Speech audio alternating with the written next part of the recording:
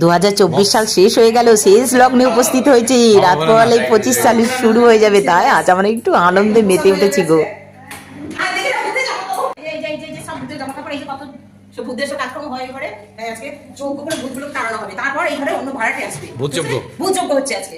না না গো, ভূত ট্রুত কিচ্ছু না, মজা করে তোমাদের বললাম যে ভূত যজ্ঞ করছি। আসলে এই ঘরটা ফাঁকা পেয়েছি তো এইখানেই সবাই ঠিক করেছে আজ একটু রান্নাবান্না করে খাবো। এই যে গত রবিবারে আমাদের এই হাউজিংয়েই হয়েছে পিকনিক, ভালো রান্নাবান্নার আয়োজন ছিল, খুব সুন্দর মজা করেছি। আর এই রাত্রিতে আজকে খিচুড়ি আর একটা তরকারি হবে, পাঁপড় ভাজা আর একটা টক হবে গো। তাই সবাই মিলে ধরেছে এই বাইরে কোথায় করব, ঠান্ডায় বাচ্চা কাচ্চা নিয়ে ঘরটা ফাঁকা পেয়েছি। এই ঘরে এখন ভাড়াটে আসিনি, ওই জামা কাপড়গুলো দেখালাম আমাদের মিস্ত্রিদের গো, মিস্ত্রিরা ঘরটা রিপেয়ার করছে, অনেকদিন ঘরটা বন্ধ ছিল। তো সেই জন্য আজকে আমরা এখানেই খাওয়া দাওয়ার আয়োজন করেছি। বেশ ভালো হবে তাই না বলো, নতুন যারা ভাড়াটে আসবে তাদের একটা গৃহপ্রবেশের মতো হয়ে গেল, এই আমরা বলছি আর মজা করছি।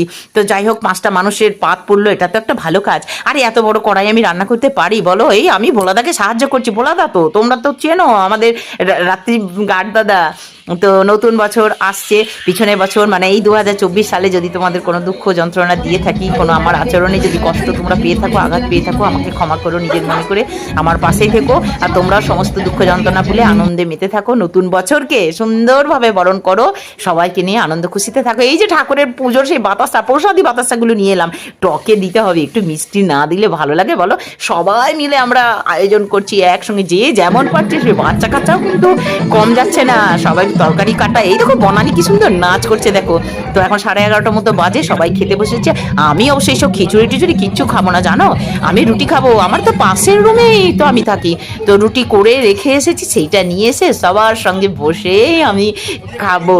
তো যাই হোক, খাওয়া শুরু করে দিয়েছি আমরা, শেষ ব্যাচ খেয়ে নিয়ে এবার ঘরে চলে যাব। নতুন বছর তোমাদের অনেক শুভ কামনা রইলো, ভালো থেকো।